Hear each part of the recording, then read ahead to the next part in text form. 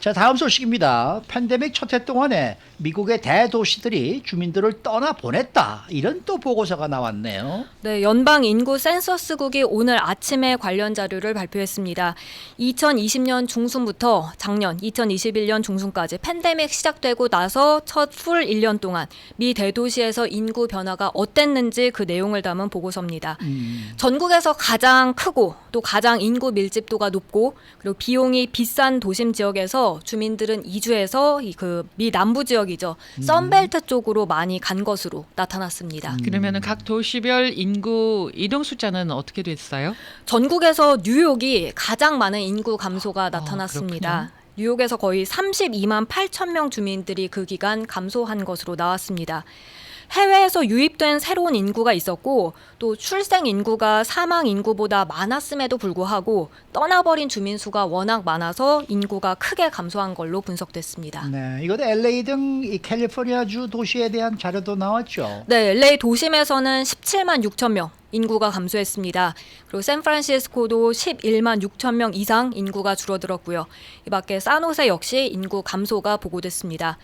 그런가 하면 시카고에서도 9만 1천 명 이상 인구가 감소한 걸로 나왔고요. 이 밖에 보스턴, 마이애미, 워싱턴 DC 모두 수만 명 인구가 줄어든 것으로 나타났습니다. 그러면은 인구가 늘어난 곳은요? 텍사스주 달라스. 그 전에도 사실 캘리포니아주에서 텍사스로 많이 간다는 얘기가 있었는데 예.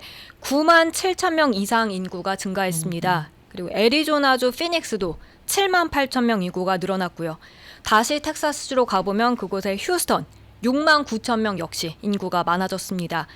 이렇게 인구가 늘어난 이 지역들에서 어떻게 인구가 증가했는지 그걸 살펴보면 피닉스 도심 지역은 미 다른 지역에서 유입된 인구가 많았던 반면에 이 달라스와 휴스턴은 그 이주와 함께 출생이 사망보다 더 많은 것도 한 요인이 됐습니다.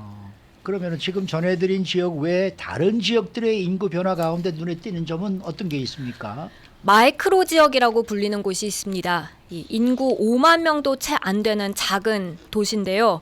예를 들면 몬태나주 칼리스펠, 그리고 보즈먼, 또 조지아주 제퍼슨 등입니다. 근데 이들 지역에서도 대체로 같은 기간 인구가 증가한 것으로 나왔습니다. 특히 그 전엔 여기서는 인구가 느리게 증가하거나 아니면 오히려 감소했었는데 팬데믹 첫 해 동안 뭐 크진 않지만 그래도 인구가 증가한 것으로 나타났습니다.